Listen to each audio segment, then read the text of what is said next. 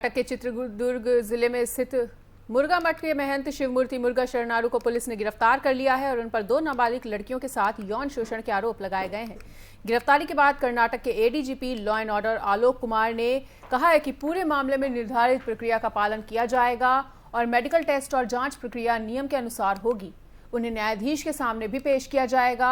वहीं पुलिस ने महंत और 4 अन्य के खिलाफ यौन अपराधों से बच्चों की सुरक्षा अधिनियम, अनुसूचित जाति और अनुसूचित जनजाति अधिनियम और भारतीय दंड संहिता की विभिन्न धाराओं के तहत मामले को दर्ज किया था।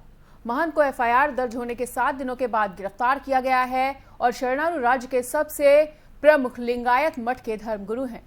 उन पर आरोप है कि उन्होंने मठ के ही स्कूल में पढ़ने वाले और छात्रावास में रहने वाली 15 और 16 वर्ष की 2 लड़कियों का यौन उत्पीड़न जनवरी 2019 से लेकर जून 2022 तक किया।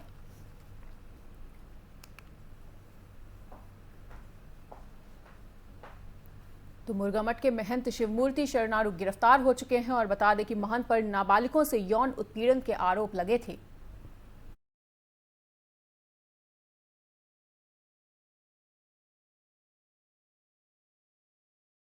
दिल्ली विधानसभा में हंगामे के बीच अरविंद केजरीवाल के विश्वास मत प्रस्ताव के पक्ष में 58 वोट पड़े, जबकि विरोध में कोई भी विधायक खड़ा नहीं हुआ। बीजेपी के 3 विधायक विजेंद्र गुप्ता, अभय वर्मा और मोहन सिंह बिष्ट को डिप्टी स्पीकर के साथ बहस के बाद सदन से बाहर कर दिया गया था और विश्वास प्रस्ताव पारित होने के बाद केजरीवाल ने कहा कि डिप्टी सीएम मनीष सिसोदिया के खिलाफ एक फर्जी मामला दर्ज किया गया था और सीबीआई को अपनी जांच में कुछ भी नहीं मिला।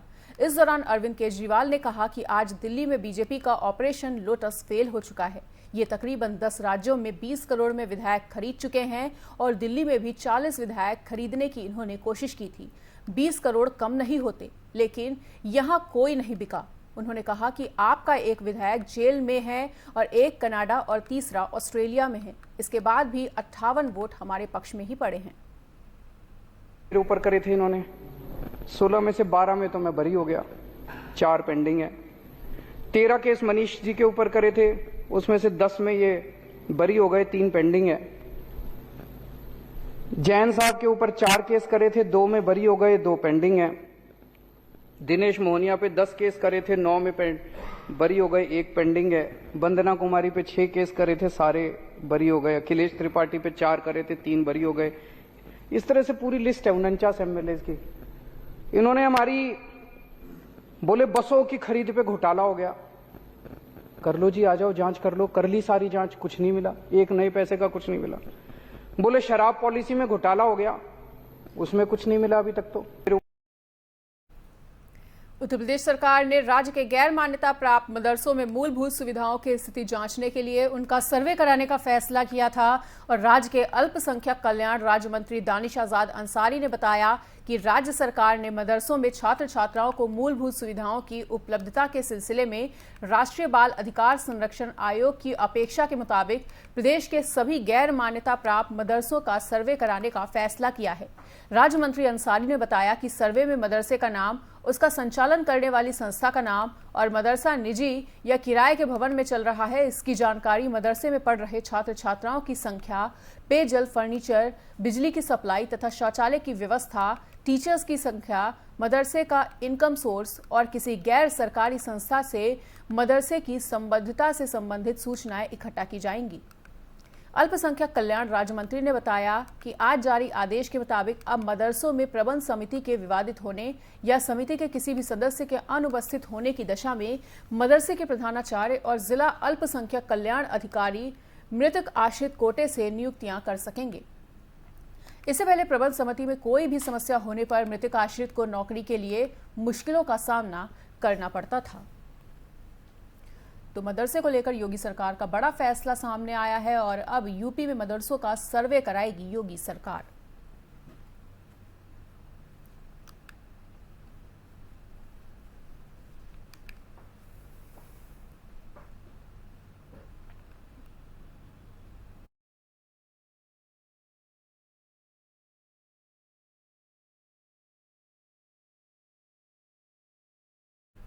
उत्तर प्रदेश की योगी सरकार ने प्रदेश के सभी कलेक्टरों को 10 सितंबर तक गैर मान्यता प्राप्त मदरसों का सर्वे करने के लिए निर्देश जारी किए हैं और सर्वे टीम में एसडीएम, बीएसए और जिला अल्पसंख्यक अधिकारी शामिल होंगे।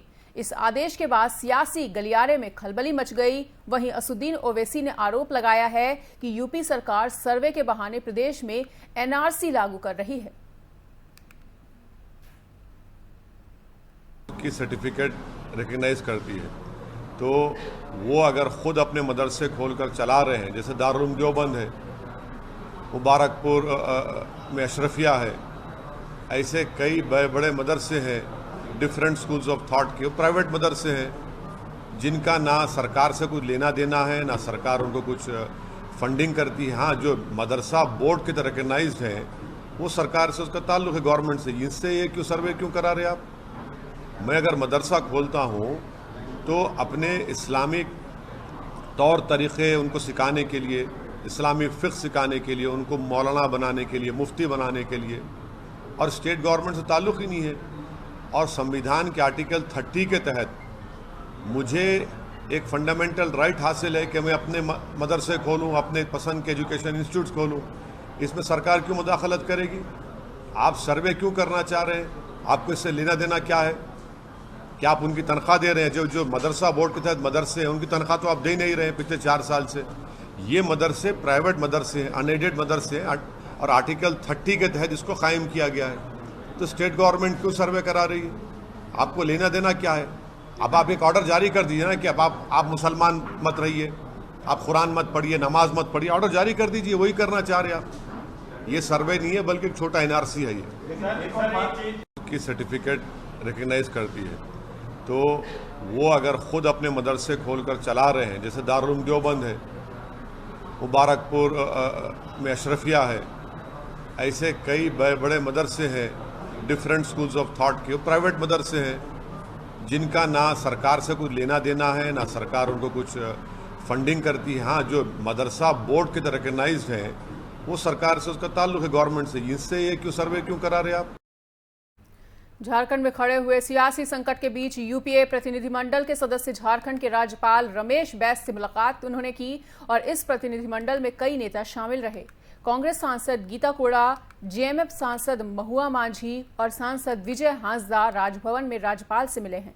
यूपीए प्रतिनिधिमंडल ने राज्यपाल से मौजूदा राजनीतिक स्थिति पर बात की और उनसे रुख साफ करने को कहा। राज्यपाल से मिलने के बाद यूपीए नेताओं की तरफ से कहा गया है कि 1-2 दिन में मामले को स्पष्ट कर दिया जाएगा। हमने राज्यपाल से कहा है कि राज्य में जो भी उतापोह की स्थिति बनी हुई है उसे दूर किया जाए। यूपीए नेताओं ने राज्यपाल को ज्ञापन भी दिया है। वहीं ज्ञापन में राज्यपाल के कार्यालय पर मीडिया में खबरें लीक करवाने के आरोप भी लगाए गए हैं। देखिए, केसीआर ने पत्रकारों के उस प्रश्न का जवाब नहीं दिया कि क्या नीतीश कुमार विपक्ष के चेहरा होंगे। वो विपक्ष के चेहरा बनाने नहीं आए मोदी के गए, वो आए, जो नारा उन्होंने दिया, भाजपा मुक्त भारत। मैं कहता हूं कि केसीआर आए नीतीश कुमार को मूल मंत्र देने के लिए, जैसे PFI युक्त बिहार कैसे हो, आतंक युक्त बिहार कैसे हो, हैदराबाद में जैसे सर तन से जुदा के जो आंदोलन चल रहे हैं वो बिहार में भी कैसे हो, हिंदू मुक्त बिहार कैसे हो। लेकिन यहाँ पर केसीआर ने कंसेंट देना चाहिए सीबीआई वाले मामले को लेकर, सीबीआई इश्यूज पर।